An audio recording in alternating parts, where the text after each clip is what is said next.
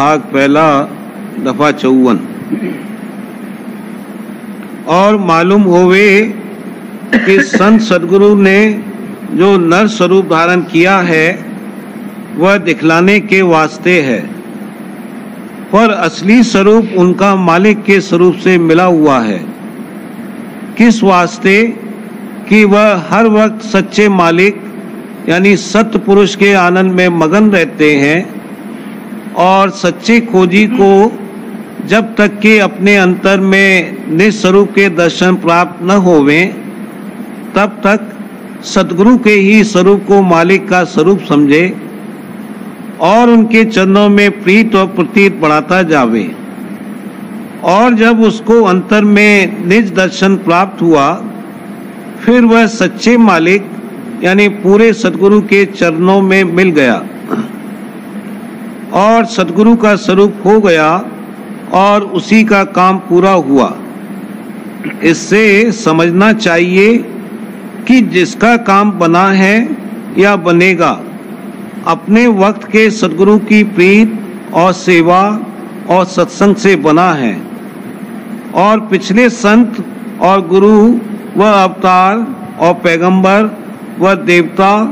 उपदेश नहीं कर सकते और न अपना निज रूप दिखा सकते हैं। इस सबब से उनमें खोजी को सच्ची प्रीत और प्रतीत नहीं हो सकती है, और जो किसी को प्रीत सच्ची भी हुई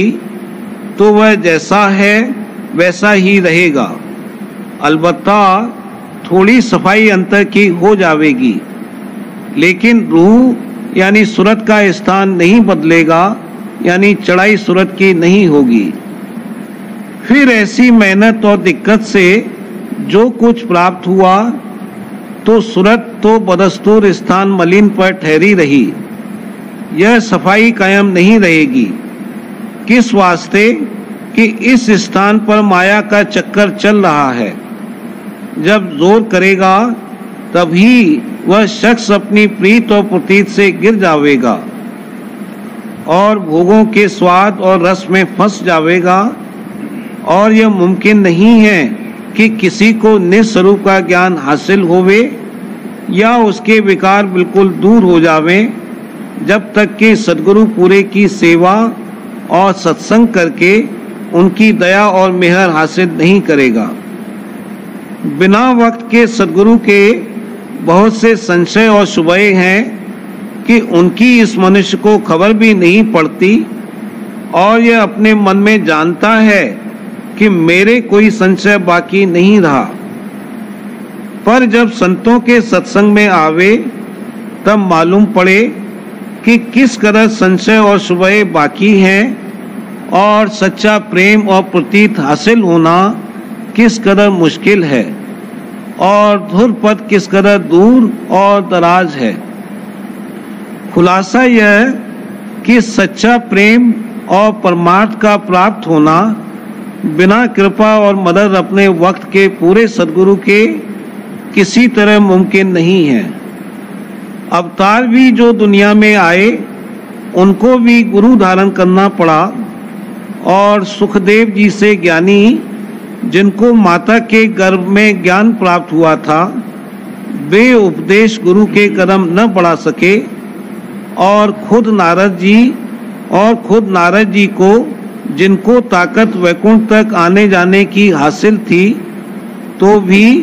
बगैर गुरु धारण किए हुए वहां विश्राम पाने की गति नहीं हुई। फिर इस जीव की क्या ताकत है कि बिना मेहर सद्गुरु पूरे अपने वक्त के सच्चे परमार्थ के रास्ते में कदम उठा सके। प्रेम पत्र राधा स्वामी चौथा भाग प्रकार छठवां। कुटुंबी मौत के वक्त मालिक के नाम की याद दिलाते हैं, लेकिन जबकि उम्र भर धन और स्त्री वगैरह में फंसे रहे तो उस वक्त मालिक का नाम कैसे याद आ सकता है। इस वास्ते जीते जी मालिक का नाम लेना और उसके चरणों में प्रीत और प्रतीत बढ़ाना मुनासिब है। सब मुल्कों में और सब कौमों में दस्तूर है कि मौत के वक्त कुटुंबी और दोस्त आशना और पुरोहित और पंडित और भेख और पादरी और मौलवी जो मौजूद हुए, सब मिलकर मरने वाले से यही कहते हैं कि अब कुटुंब परिवार और धन माल का मोह छोड़कर अपना चित्त मालिक के चरणों में लगाओ और नाम लो। और साफ ये कहते हैं कि इस वक्त हमारी तरफ तवज्जो मत करो। इससे साफ जाहिर है कि आखिर वक्त का सहाय और मददगार सिवाय मालिक के और कोई नहीं समझा जाता है,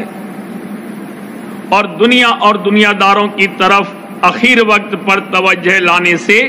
मरने वाले का बहुत नुकसान होता है। लेकिन गौर का मुकाम है कि जो कोई उम्र भर कुटुंब परिवार और धन माल का संग और उन्हीं में प्रीत करता रहा, तब आखिर वक्त पर जबकि अंग अंग और रग रग में से जान निकलकर ऊपर यानी सिर की तरफ खिंचेगी,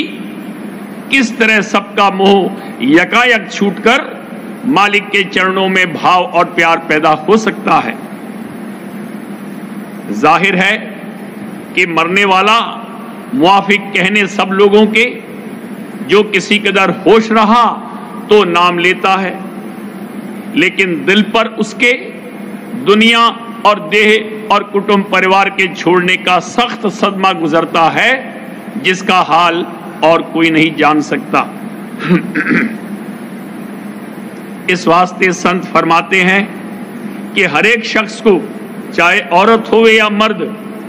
अपने जीव के कल्याण के वास्ते लाजिम और फर्ज है कि अपनी जिंदगी में बाद होश संभालने के जिस कदर जल्दी मुमकिन होवे सच्चे कुल मालिक का पता और भेद घट में दरियाफ्त करके उसके चरणों में थोड़ी बहुत प्रीत करना शुरू करें। और अभ्यास सूरज शब्द मार्ग का जो कि राधा स्वामी दयाल ने उपदेश किया है, और जो कि हरेक से यानी औरत और मर्द, लड़के जवान और बूढ़े से आसानी से और बेखतरे बन सकता है, थोड़ा बहुत जारी कर दे तो वक्त किसी तकलीफ के जीते जी इस देह में और भी मरने के वक्त उसको अपनी सहायता होती हुई मालूम पड़ेगी, और प्रीत और प्रतीत चरणों में बढ़ती जाएगी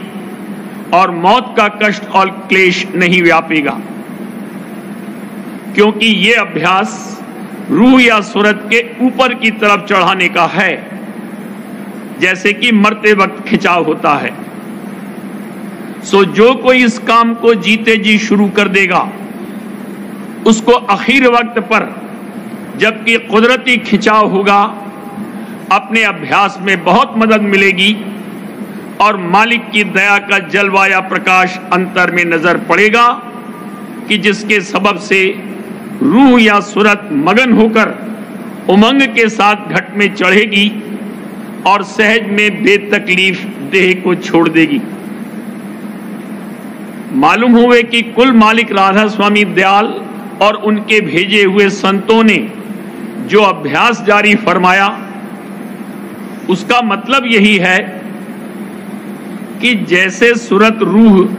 मरने के वक्त अंग अंग से खिंचकर मस्तक की तरफ चलती और चढ़ती है, और जब पुतली आंख की चढ़ जाती है या उलट जाती है, उस वक्त देह का त्याग हो जाता है। सो उसी तरह अभ्यास करके खिंचाव और सिमटाव और चढ़ाव सूरत का आहिस्ते आहिस्ते रोजमर्रा होता जाता है, और जिस कदर ये कार्रवाई दुरुस्त बनती जाती है, उसी कदर सूरत के सिमटाव और चढ़ाई का रस और आनंद अंतर में मिलता जाता है, और स्वरूप और प्रकाश का दर्शन करके और शब्द की धुन सुनकर शौक बढ़ता जाता है, और सूरत रूह मगन होकर ज्यादा से ज्यादा चढ़ाई चाहती रहती है, और जो कि मौत के वक्त ये चढ़ाई और खिंचाव कुदरती तौर पर जोर के साथ होवेगा। इस वास्ते सूरत को उस वक्त गहरी मदद वास्ते चढ़ाई के मिलेगी, और कुल मालिक राधा स्वामी दयाल अपने निज स्वरूप यानी शब्द रूप से और सदगुरु दीनदयाल अपने सूक्ष्म स्वरूप से दर्शन देकर सूरत को निहायत प्यार से अपनी गोद में बैठाकर ऊंचे और सुख स्थान में ले जाकर बासा देवेंगे। जाहिर है कि सूरत का बंधन देह और दुनिया और उसके सामान और भोग विलास में दुनियादारों के संग के सबब से हुआ है,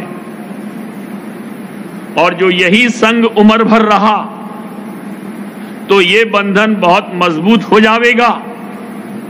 कि जिसका तोड़ना या छोड़ना आखिर वक्त पर निहायत मुश्किल होगा, और जो कि काल सब बंधनों को तोड़कर सूरत को देह में से निकालेगा, उस वक्त भारी तकलीफ अंदर में मरने वालों को मालूम पड़ेगी। इस वास्ते मुनासिब है कि जैसे और काम दुनिया के किए जाते हैं, ऐसे ही थोड़ा सा काम परमार्थ का भी संग संग किया जावे कि जिससे संसारी बंधन थोड़े बहुत ढीले होते रहें और मालिक के चरणों में प्रीत और प्रतीत पैदा होकर आहिस्ते आहिस्ते बढ़ती जावे, तो आखिर वक्त पर मौत का कष्ट और क्लेश कम व्यापेगा या बिल्कुल नहीं मालूम होवेगा, और बजाय उसके अंतर में किसी कदर रस और आनंद मिलेगा और आइंदे को सुख स्थान में बासा पावेगा। जबकि ये बात साबित है कि भारी दुख और तकलीफ और चिंता और भी मौत के वक्त कोई शख्स किसी का सहाय और मददगार नहीं हो सकता, फिर जीवों को लाजिम पड़ा कि जीते जी सच्चे सहाय और मददगार का खोज करके उसका सच्चा और पूरा आसरा और भरोसा धारण करें, और ऐसा सच्चा और पूरा सहाय और मददगार सिवाय कुल मालिक राधा स्वामी दयाल के दूसरा नहीं हो सकता। इस वास्ते उनके धाम और चरणों का भेद लेकर जो जुगत चलने की उन्होंने बताई है, उसका साधन शुरू करके उनके चरणों की शरण मजबूत करें, तो जीते जी उनकी दया की नजर और परख आवेगी और फिर प्रीत और प्रतीत भी बढ़ती जावेगी। इस तरह कारज जीव का दुरुस्त बन जावेगा। अक्लमंद और विचारवान जीवों को मुनासिब है कि जो काम उनको आखिर में करना पड़ेगा उसको पहले ही से आहिस्ते आहिस्ते करना शुरू करें, यानी जैसे उनके कुटुंबी उनसे आखिर वक्त पर अपना मोह तोड़ते हैं और उनसे भी मोह तोड़ने को कहते हैं और ये समझौती देते हैं कि अब मालिक के चरणों में चित्त लगाओ, तो चाहिए कि पहले ही से एहतियात करें कि गहरा बंधन किसी में न होवे और मालिक के चरणों में थोड़ा बहुत प्यार और भाव पैदा करके उसको आहिस्ते आहिस्ते बढ़ाते जावें, तो तकलीफ से बचाव मुमकिन है। और जो ऐसा नहीं करेंगे तो आखिर वक्त पर भारी सदमा और झटका सहना पड़ेगा और अपनी जिंदगी के स्वभाव और वासना के मुआफिक फिर देह धारण करके और उन्हीं बंधनों में गिरफ्तार होकर बारंबार उसी किस्म के दुख और तकलीफें सहनी पड़ेंगी। ये दुख और तकलीफें सिर्फ संतों के सत्संग और उनकी बानी के समझ कर पाठ करने से और भी उनकी जुक्ति के अभ्यास से दूर हो सकती हैं। इस वास्ते हर एक को जो अपना बचाव और आराम चाहे, राधा स्वामी दयाल के सत्संग में जहां सूरत शब्द मार्ग का अभ्यास इस वक्त में जारी है, शामिल होकर अपने जीव के कल्याण के वास्ते कार्रवाई करना चाहिए। पिछले संतों के घराने में सिवाय जाहिरी पूजा और पाठ के कोई अंतर की कार्रवाई जारी नहीं है और न उसके भेद और अभ्यास की जुक्ति से कोई वाकिफ नजर आता है।